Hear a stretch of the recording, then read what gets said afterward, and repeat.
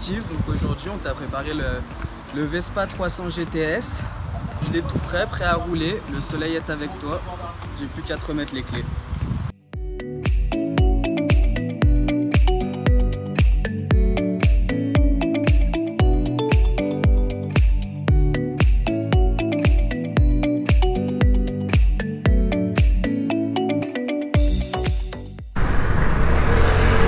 Eh ben salut à tous.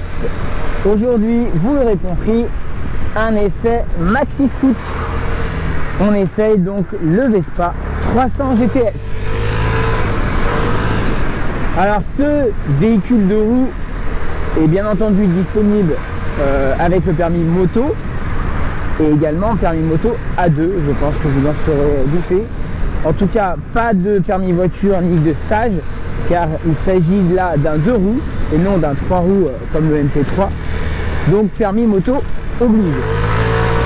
Alors ce 300, on va faire aujourd'hui un essai plutôt consacré ville, car aujourd'hui je pense que c'est pas vraiment son domaine au niveau de l'autoroute. On va dire qu'avec ce scooter, on va pouvoir prendre les voies rapides type périph'. Alors aujourd'hui on a un peu de vent, alors je suis désolé, ça risque de souffler un petit peu dans la caméra. Voilà. Donc je vous disais, on va pouvoir prendre une route type périph', mais aujourd'hui son terrain de prédilection, ça reste quand même le centre-ville, pouvoir se faufiler un peu à droite à gauche. L'avantage d'avoir un 300, c'est qu'en termes de puissance et de couple, on a un bon répondant. On a une vitesse maximum de 140 km/h. Bon, bah de toute façon, dans les limitations de vitesse réglementées, c'est 130. Donc on va dire qu'on est tranquille de ce côté-là. Très maniable. Donc c'est un 278 cm3 et qui développe 22 chevaux et 22,3 Nm de couple. Donc c'est plutôt pas mal.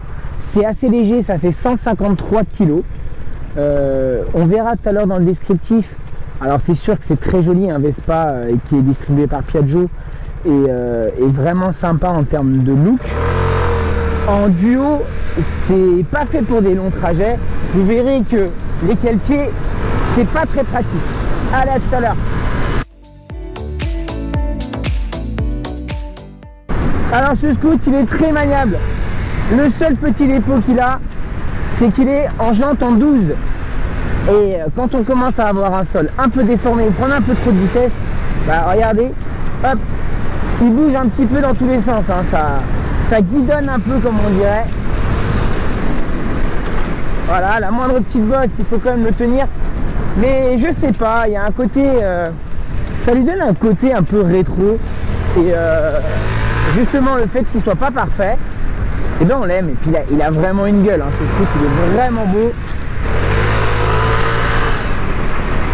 C'est vraiment sympa. Le 300 il répond bien par rapport à un 125 qui pourrait manquer un peu.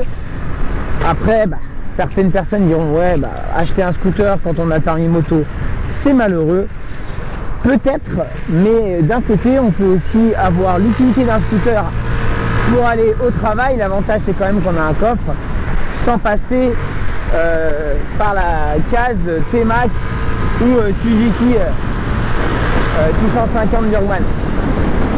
Allez, c'est parti, on continue, direction le centre-ville. Notre Vespa GTS est équipé bien entendu d'ABS et du système ASR. Donc quand vous avez un sol mouillé et que vous accélérez, ça coupera les gaz automatiquement.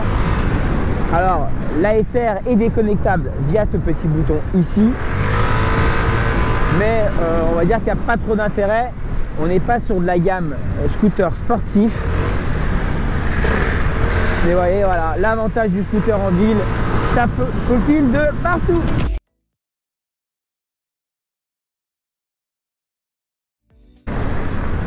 On a une hauteur de selle à 790, mais malgré tout, je dirais que les personnes assez grandes seront un petit peu gênées, ou alors ils seront obligés de se mettre vraiment en arrière sur ce scooter, car le tablier est vraiment proche et je pense que on est gêné. Alors En conduite seule, ça va, vous avez possibilité donc de vous reculer. Par contre, dès qu'on est en conduite duo, on aura un petit peu de soucis, ça ne laissera pas beaucoup de place pour la personne de derrière.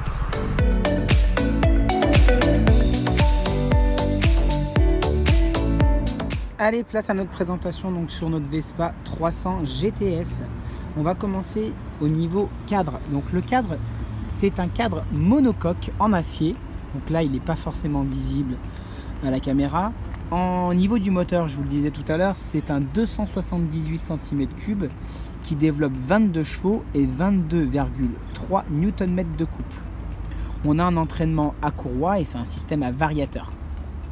Donc on est vraiment sur un scooter propre. Au niveau de la fourche avant, c'est une fourche à balancier en fait. C'est un système de fourche un petit peu particulier, donc c'est que d'un côté. Voilà. De l'autre côté, ça laisse place à une belle jante. Donc c'est des jantes en 12, ce que je vous disais tout à l'heure, c'est un petit peu moins stable, mais ça lui fait un sacré look. Au niveau de l'arrière et des amortisseurs, dans un premier temps, on a deux amortisseurs qui sont réglables. Voilà, donc forcément il faut enlever les caches latérales pour pouvoir les apercevoir.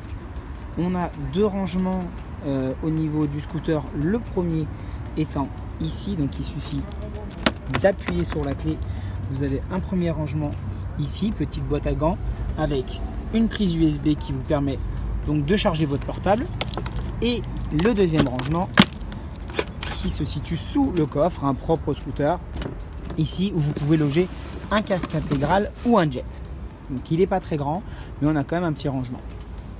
Au niveau instrumentation, donc assez classique, hein, on a ici les changements de mode qui nous permettent de basculer du mode trip, donc total, qui est donc un scooter qui a 996 km, le trip A, le trip B. Voilà. Ici on peut déconnecter l'ASR, donc en restant appuyé, voilà, il arrête de clignoter et il reste apparent, donc là l'ASR est déconnecté. Pour le réactiver, il suffit de rester longtemps dessus. Il clignote, c'est normal, le moteur n'est pas en route. Ensuite, vous avez ici la jauge à carburant.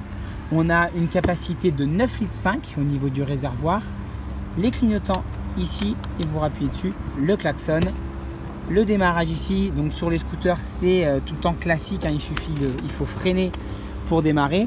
On a un look assez joli avec ces petites LED sur les côtés vers les clignotants. Et je trouve que c'est assez sympa parce que Piaggio a réussi à garder une ligne vraiment rétro. Donc à l'arrière, comme vous avez pu le constater, on a un petit porte-paquet.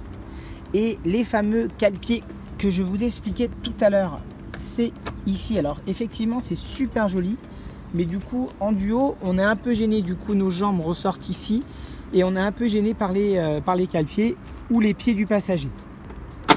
Ce Vespa 300 GTS est disponible en concession, donc à la concession de Brignais, Aprilia Vespa Moto Guzzi, au tarif de 5 399 €. Voilà donc pour ce modèle GTS. Notre essai touche à sa fin. Je vous remercie une nouvelle fois de m'avoir suivi sur cette vidéo. Je vous donne rendez-vous pour un prochain essai. En attendant, abonnez-vous, likez, partagez ma chaîne RS Moto Passion. Salut!